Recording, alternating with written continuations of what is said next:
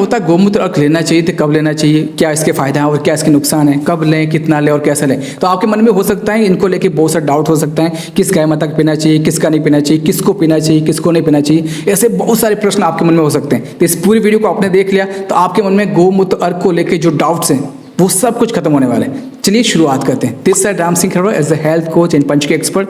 निर्मल पंचके के चैनल पर आपको गोमाता से संबंधित, पंचके से संबंधित आपकी हेल्थ को इंप्रूव करने के बहुत सारे ट्रिक्स और टिप्स मिलने वाले हैं। तो आप चाहते हैं श्री भाग्य जी गौशाला की इस गोमूत्र अर्क इस मुहिम में शामिल होना, तो आप इस चैनल को सब्सक्राइब करके बेल आइकन को हिट करेगा, जिससे हमारी हर एक वीडियोस आप तक आए और आपकी हेल्थ को इंप्रूव करने में जो हम योगदान करना चाहते हैं वो उसका बेनिफिट्स आपको मिल पाए। तो चलिए शुरुआत करते हैं। सबसे पहले बात आती है गोमूत्र अर्क की जब भी बात आती है, फिर गोमूत्र की जब भी बात आती है, वो है देसी गोमाता का, मतलब भारतीय नस्ल की जितनी भी गौ माता उन्हीं के गोमूत्र की बात होती है। इसमें जर्सी, हॉलस्टाइन, फ्रिजियन, अमेरिकन इनकी बिल्कुल बात नहीं होती, क्योंकि वो क्रॉस ब्रीड से क्रिएट की गई हैं और उसका गोबर गोमूत्र दोनों एसिडिक होते हैं, जिसको पीने से आप और ज़्यादा बीमार हो सकते हैं। पंजाब इसका सबसे बड़ा उदाहरण है, जहाँ पर सबसे ज़्यादा ये गाय विदेशी गाय हैं, जिसका दूध पीने से उनके लोगों की इम्यूनिटी पूरी खत्म हो चुकी है। जो कैंसर की एक पूरी ट्रेन पंजाब से चलकर बीकानेर में आती है कैंसर ट्रीटमेंट्स करवाने के लिए, उसका आप पता कर सकते हैं, क्योंकि उनका दूध बहुत ज़्यादा एसिडिक होता है जो आपको और ज़्यादा बीमार करता है। तो जब भी बात गोमूत्र की पंचगव्य की आएगी तो देसी गोमाता जो भगवान श्री कृष्ण ने चलाई थी,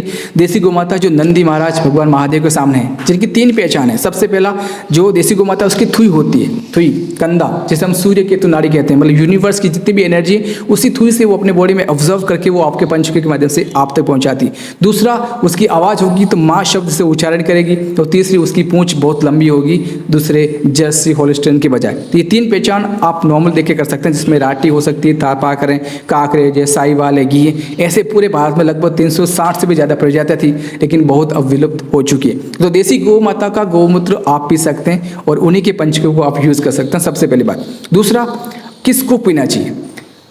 इसमें डिफरेंस होता है कि आप किसी गवेषक की सलाह ले सकते हैं, क्योंकि अलग अलग एज के हिसाब से अलग अलग होते हैं, प्लस अलग अलग बीमारी के हिसाब से भी अलग अलग इसमें वेराइटीज़ होती है। तो आप किसी गवेषक हमारे पंचगव्य डॉक्टर से कंसल्ट करेंगे तो अच्छा है। लेकिन नॉर्मली आप ताज़ा गोमूत्र पी रहे हैं तो कम से कम 20 या 30 ml कपड़े से छान के पी सकते हैं। आप अर्क पी रहे हैं, गो अमृत अर्क हम जैसे बनाते हैं, जो आप साल भर यूज़ कर सकते हैं, तो उसके कम से कम 20 ml 1 कप पानी के साथ आप सुबह शाम खाली पेट ले सकते हैं। ये आपकी बॉडी में इम्यूनिटी को बढ़ाता है, आपके पाचन को इंप्रूव करता है, आपकी बॉडी का टॉक्सिक जो गंदगी उसे साफ करता है, और इसमें बहुत सारे और एलिमेंट्स होते हैं, जैसे आयरन है, फॉस्फोरस है, मैग्नीशियम है, पोटेशियम से, ये सब चीज़ इसमें होती हैं, लगभग 24 एलिमेंट्स के आसपास, जो आपकी बॉडी में यदि कम है तो उसे पूर्ण करता है। दूसरा, एनर्जी कॉन्सेप्ट हम समझें तो 5 तत्व होने, जल, अग्नि, वायु, आकाश और पृथ्वी। उसमें से जो वायु तत्व होता है, कहते हैं वायु बिगड़ने से आपकी बॉडी में लगभग 80 से ज़्यादा बीमारी आती है, तो उसी वायु तत्व को ठीक करने का काम, उसका प्रतिनिधित्व करने का काम गोमूत्र करता है। तो आपको यदि जॉइंट्स की प्रॉब्लम है, हार्ट की है, गठिया वाई ऐसा कुछ है, तो उसमें भी बहुत ज़्यादा काम करता है। तो आप अपने डेली लाइफ में गोमूत्र अर्क शुरू कर सकते हैं। दूसरा, गोमूत्र आप अर्क पी रहे हैं तो लगभग 3 महीने के बाद थोड़ा सा ब्रेक देना बहुत ज़रूरी होता है, क्योंकि बॉडी की एक टेंडेंसी बन जाती है। तो कम से कम कोई भी आयुर्वेदिक की दवा ऐसा कुछ आप ले रहे हैं तो लगभग किसी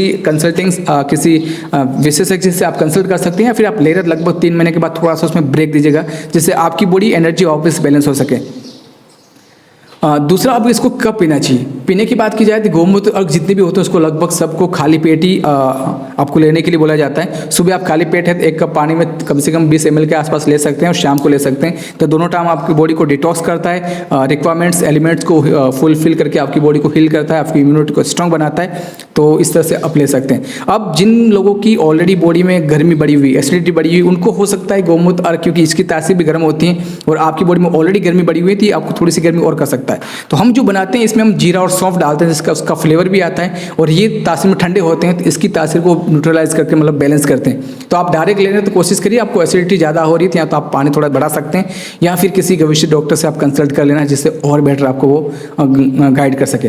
तो ठीक है, ये था गोमूत्र के बारे में, आपको कब लेना है, कैसे लेना है और क्यों लेना है। अब बात करेंगे कि आपको क्या फायदा करेगा। वायु तत्व का प्रतिनिधित्व करता है, मतलब वायु मतलब आपकी बॉडी की वायु, जैसे जॉइंट्स हैं, लुब्रिकेंट्स हैं, हड्डियों का दर्द है, अकड़न है, सूजन है, ये सभी आपके वायु तत्व में आते हैं। तो आपकी बॉडी में दर्द कहीं हो रहा है, आपकी लुब्रिकेंट्स खत्म हो रहा है, बहुत सारी टॉक्सिक गंदगी इकट्ठी हो चुकी है, बहुत सारी नसें ब्लॉकेज हो रही है, बहुत सारी कमजोरी हैं, आपकी इम्यूनिटी काम नहीं कर रही, इन सब में गो अमृत अर्क बहुत इफेक्टिव काम करता है। हम तो बहुत सारी वेराइटीज़ बनाते हैं, लेकिन सिंपल सा आपको बताने वाला हूँ, आप इस तरह से इसको ले सकते हैं, जो आपकी हेल्थ को काफ़ी इंप्रूव करने में हेल्प कर सकता है। आप चाहते हैं इसकी मैं और डिटेल्स, तो मैंने इसका लिंक ऑलरेडी नीचे डिस्क्रिप्शन बॉक्स में दिया हुआ है, आप जाके इसे देख सकते हैं, समझ सकते हैं, या फिर हमारे वेबसाइट के नंबर भी होंगे जहाँ पे हमारे गवेषक से आप कॉल करके बात भी कर सकते हैं कि इसको और कैसे बेहतर तरीके से हम ले सकते हैं और हम पर क्या फ़ायदा करने वाला है। तो चलिए मिलते हैं एक नई वीडियो के साथ, तब तक आप सबसे लेते विदा।